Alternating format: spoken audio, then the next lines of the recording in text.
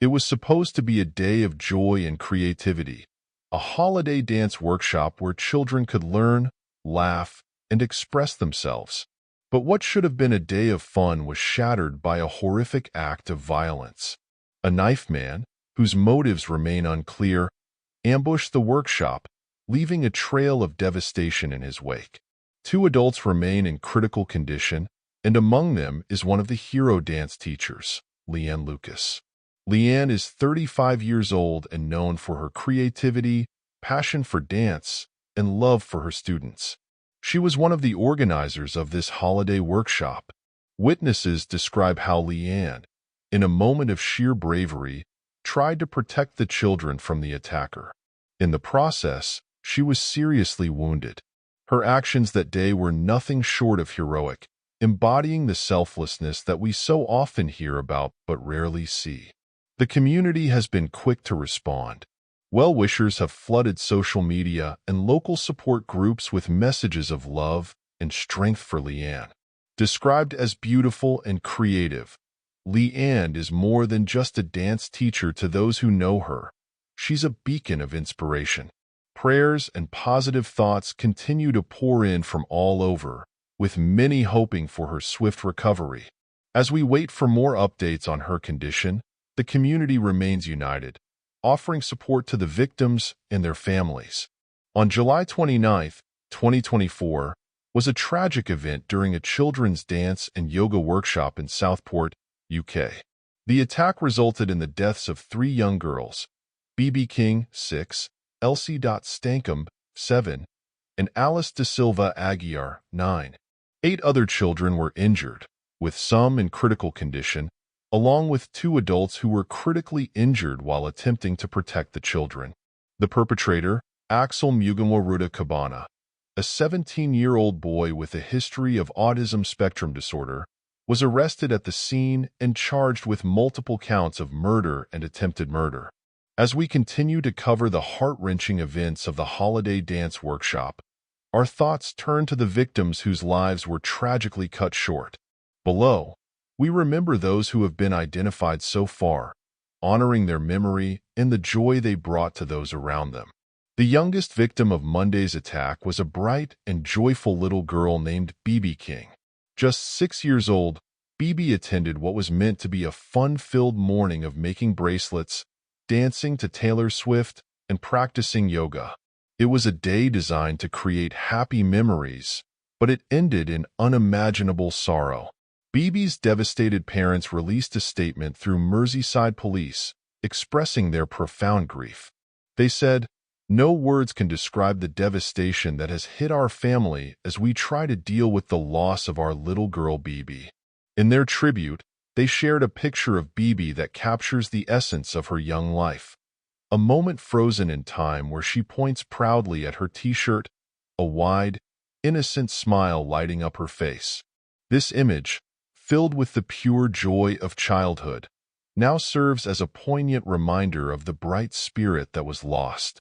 The loss of Bebe King is felt deeply, not just by her family, but by everyone who knew her or is hearing her story now. It's a stark reminder of the innocence and promise that was taken away too soon. Her parents' words echo the pain that many feel. How do you find the words to convey such an overwhelming loss? In the face of such tragedy, it's important to hold on to the memories of the joy she brought into the world. Though her life was short, the impact of her spirit will continue to resonate with all who knew her. As the community continues to reel from the events of Monday's tragic attack, another young life has been confirmed among the victims. Elsie Dot Stancombe was named as one of the other children whose life was senselessly taken by the knife man. Despite the valiant efforts of paramedics, Elsie could not be saved. She passed away on Monday, leaving a void in the hearts of her family and the entire community. In a picture shared by her family, Elsie is seen smiling in her school uniform, an image that reflects the innocence and promise of a young life filled with hope and potential. Floral tributes have begun to appear near the crime scene on Hart Street, each one a symbol of the collective grief and love of a community in mourning. These flowers, left by friends, neighbors, and strangers alike, serve as a quiet but powerful reminder of the loss that has touched so many lives. In the wake of the attack, Southport has been a town on edge. On Tuesday evening, violent scenes erupted as far-right protesters took to the streets, adding further turmoil to an already grieving community. Elsie's mother, Jenny Stancombe, took to Facebook to address the unrest, pleading for peace during this difficult time. She wrote, "This is the only thing that I will write, but please stop the violence in Southport tonight. The police have been nothing but heroic these last 24 hours, and we don't need this." 2. Jenny's message is a powerful call for calm and respect in the face of tragedy. The pain of losing a child is beyond measure, and adding further violence to the situation only deepens the wounds. As we continue to reflect on the lives lost in Monday's tragic attack in Southport, we now remember the third victim who has been identified, 9-year-old Alice Aguiar. Alice was a young girl full of life, loved dearly by her friends and family. After sustaining severe injuries in the attack, she tragically passed away in the early hours of Tuesday morning at the hospital. Her death has left a community in mourning and a family devastated by a loss too profound for words. Portuguese officials have confirmed that Alice was a Portuguese national living in Southport, with her parents originally hailing from Madeira. Her family had built a life in the community, but this horrific event has shattered their world. In a heartfelt tribute on Facebook, a woman believed to be Alice's aunt, Karina Aguiar, shared her grief. She posted a local news article about Alice's death and added a touching message: "Princess Alice, rest in peace, fly so high, and look at Daddy and Mommy who mourn your tender absence so much." Karina's words capture the heartbreak of a family that has lost a beloved daughter, niece, and friend. The pain of losing someone so young, with so much life yet to live, is unimaginable. Portugal's Secretary of State for Communities, José Cesario, also spoke out about the tragedy, expressing the sorrow felt by both the family and the wider Portuguese community. He said, "Unfortunately, she was a child, the daughter of Portuguese parents from Madeira. She was born on October 15, 2014, aged 9. She is, in fact, one of the victims of this sad crime." The family lived in Southport. He continued, "The parents are in a state of shock. We will continue to provide the necessary support. We are in direct contact with the girl's aunt. The priority is to provide the necessary moral support, then it will depend on the circumstances of this family and where they want to hold the funeral." These words from Secretary Cesario highlight the international reach of this tragedy, affecting not just the local community in Southport but also touching lives far beyond, in Portugal and beyond. The loss of Alice has resonated deeply, and her memory will be cherished by all who knew her and those who hear her story. As we continue to cover the tragic events that unfolded in Southport, we turn our attention to those who courageously stepped forward in the face of danger. Among them is Leanne Lucas, a dance and yoga teacher, who has been named locally as one of the 2 adults now fighting for their lives after bravely trying to defend the children from the knife attack. Leanne's heroism, alongside a colleague, is said to have shielded up to 16 innocent children from the onslaught. In the chaos and terror of that moment, their actions saved lives, acts of selflessness that we can only begin to comprehend. Sunshine Yoga, an organization Leanne had been associated with, shared a heartfelt message on Facebook, accompanied by a picture of her. "I'm absolutely devastated. Please pray for Leanne. Leanne came on my training course in December. A beautiful young creative girl who was so passionate about helping children. I just can't believe it. Please pray." These words speak to the impact Leanne has had on those around her, a passionate and creative individual who dedicated herself to the well-being and growth of children. Her commitment to making a difference in their lives was evident to all who knew her. In the aftermath of the attack, devastated locals spoke to The Independent about Leanne's background. They revealed that Ms. Lucas is a former primary school teacher, a profession where she touched the lives of many young students. One woman, who laid a floral tribute at the scene on Tuesday morning, shared that Leanne had once taught her granddaughter before she left teaching to pursue her passion for drama. Leanne's journey from teaching to becoming a dance and yoga instructor was driven by her love for creativity and her desire to inspire young minds. Her story is one of dedication and courage, a reminder of the profound impact one person can have on the lives of many. As Leanne Lucas continues to fight for her life, the outpouring of prayers and support from the community is a testament to the love and respect she has earned. Her bravery in the face of such overwhelming danger is a beacon of hope and humanity in this dark time. We join the community in hoping for her recovery and in honoring the incredible strength she displayed on that fateful day. Leanne's story is one that will not be forgotten, and it's a reminder of the quiet heroes who walk among us every day. Axel Muganwa Rudakubana, born on August 7, 2006, was arrested at the scene on suspicion of murder and attempted murder. Rudakubana, who is a British citizen, was born in Cardiff, Wales, to parents originally from Rwanda. The family moved to the Southport area in 2013, and at the time of the attack, they were living in Banks, a large village on the northeastern outskirts of Southport. Neighbors have described Rudakubana as a quiet individual, someone who largely kept to himself. It has also been revealed that he has a diagnosis of autism spectrum disorder, and in recent times, he had reportedly been unwilling to leave the house or communicate with his family. These details add a layer of complexity to the understanding of who Rudakubana is and what may have led to this horrific act, though the full picture remains unclear. Rudakubana attended Range High School in Formby and was involved in a musical theater group, a seemingly normal upbringing, with participation in activities that many children enjoy. In 2018, when he was just 11 years old, Rudakubana was even featured in a BBC Children in Need promotional video, dressed as the 10th Doctor from Doctor Who. These glimpses into his past make the events of July 29 all the more bewildering, as they paint a picture of a young boy who, like many others, had dreams and hobbies. Merseyside police have yet to identify a clear motive for the attack. They have stated that the incident is not being treated as terror-related, but the reasons behind this senseless violence remain a mystery, leaving the community with many unanswered questions. The tragic events that unfolded at the Heart Space in Southport on July 29, 2024, were swift and devastating. At around 11:45 a.m., the attacker, a 17-year-old boy, arrived at Hart Street by taxi and made his way to the community studio where a Taylor Swift-themed yoga and dance workshop was taking place. What began as a morning of innocent fun quickly turned into a scene of horror.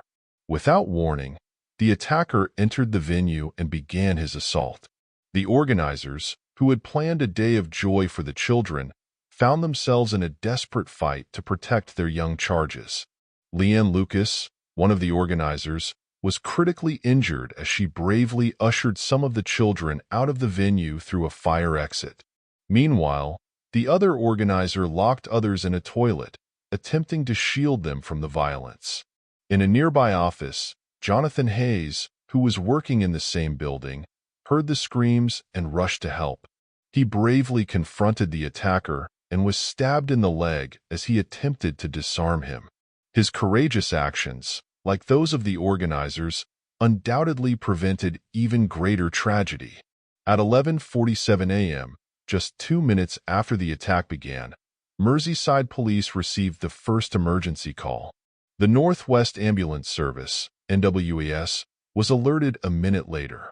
The rapid response of the emergency services was crucial in bringing the situation under control and providing immediate aid to the victims. As the chaos unfolded, members of the public also stepped in to help. One passerby, who had been driving past the scene, stopped to assist an injured child before entering the building. Inside, he saw the attacker, armed with a knife, standing at the top of a staircase. After 2 officers managed to subdue the attacker, This courageous individual carried an injured girl to an ambulance, a testament to the bravery and compassion that emerged amidst the terror. In a nearby property, a resident took several children into his home, one of them injured, offering them safety and comfort in the midst of the unfolding nightmare. His actions, like those of others who stepped forward, provided a vital lifeline to those in need. The response from emergency services was swift and comprehensive.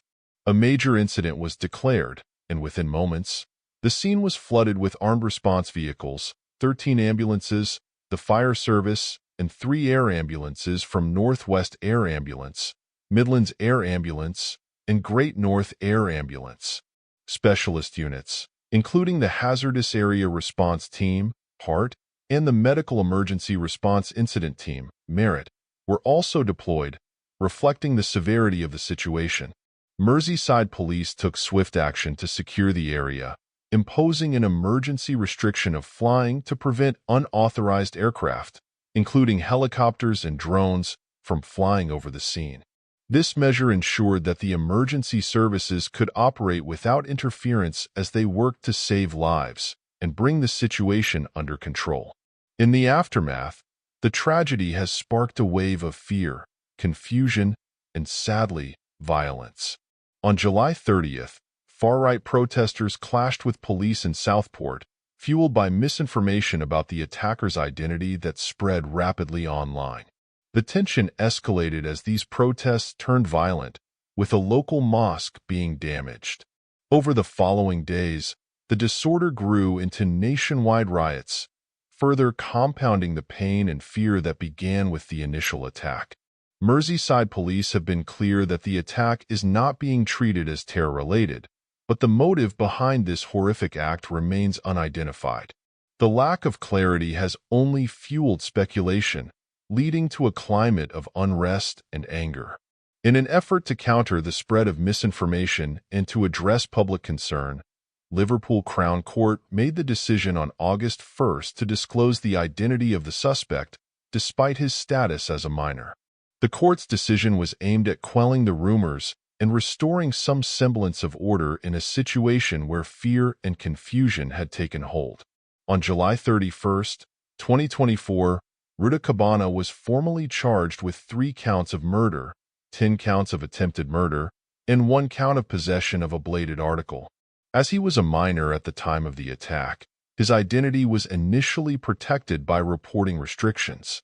However, on August 1st, Liverpool Crown Court made the decision to lift these restrictions. The court cited concerns that withholding his identity was fueling misinformation and unrest, especially with his 18th birthday approaching August 7th, after which his identity would have become public anyway. As of now, Rudakubana has been remanded in custody, and a provisional trial date has been set for January 20th, 2025. Prime Minister Keir Starmer described the incident as horrendous and shocking, commending the emergency services for their swift and courageous response. Speaking in the House of Commons, Home Secretary Yvette Cooper echoed these sentiments, expressing deep concern and acknowledging the bravery of the first responders who arrived at the scene. Local MP Patrick Hurley, representing the constituency where the tragedy occurred, also voiced his concern. He praised the local organizations for their quick action and urged the public to refrain from speculating online about the event. Both Cooper and Starmer visited Southport the following day to lay flowers and meet with officials and community leaders. However, Starmer's visit was met with mixed reactions, as some members of the public expressed their frustration. In a show of respect and solidarity, 10 Downing Street was illuminated in pink on August 2nd, a poignant gesture symbolizing the nation's mourning. The tragedy reached far beyond the UK. Condolences poured in from King Charles III, Queen Camilla, and the Prince and Princess of Wales. Internationally, the President and Prime Minister of Portugal, along with the regional government of Madeira, sent their sympathies, as one of the victims' families had emigrated from Madeira to the UK. Pop star Taylor Swift, whose music had inspired the dance workshop, expressed her shock and sorrow, stating that she was at a loss for words. Her fans quickly rallied, raising over £300,000 for the victims' families within days of the attack. The aftermath of the attack also led to swift actions in the media. After the identity of the attacker, Axel Muganwa Rudakubana, was revealed, the BBC removed a "Children in Need" advertisement featuring him from all platforms. The casting company that had worked with him also deleted all references to him from their social media channels. In the immediate aftermath of the Southport attack, the spread of misinformation on social media compounded the tragedy. False claims about the attacker's identity, including a fictitious name, were widely circulated. Far-right accounts fueled this misinformation, spreading incorrect details about the suspect's nationality, religion, and migration status. The community's grief was palpable. On the evening of July 30th, a vigil was held outside the Atkinson in Eastbank Square, drawing thousands of people who came to mourn the victims. Flowers and handwritten notes were left as symbols of collective sorrow and solidarity. However, that same evening, tensions escalated elsewhere. A large group, believed to be supporters of the now-defunct English Defence League, gathered near a mosque on St. Luke's Road. The scene quickly turned violent as the group attacked the mosque with bricks, bottles, and rocks, and even set a police vehicle on fire. The result was devastating. Merseyside police reported that 39 officers were injured, 27 of whom required hospitalization, with 8 sustaining serious injuries. The unrest didn't stop there. Similar racially charged riots broke out in other towns and cities, including Manchester, London, Sunderland, Hartlepool, and Aldershot. The violence underscored deep-seated tensions and the power of misinformation to incite chaos. A second vigil was held on August 6th, this time at St. Patrick's Church in Southport, specifically honoring Alice Dasilva Aguiar, one of the young victims. As the nation grappled with the aftermath, public opinion became divided. A YouGov survey revealed that 34% of the British public supported the protests, while 7% backed the unrest that followed. When asked about the police response, 52% believed it was not tough enough, while 6% felt it was too tough.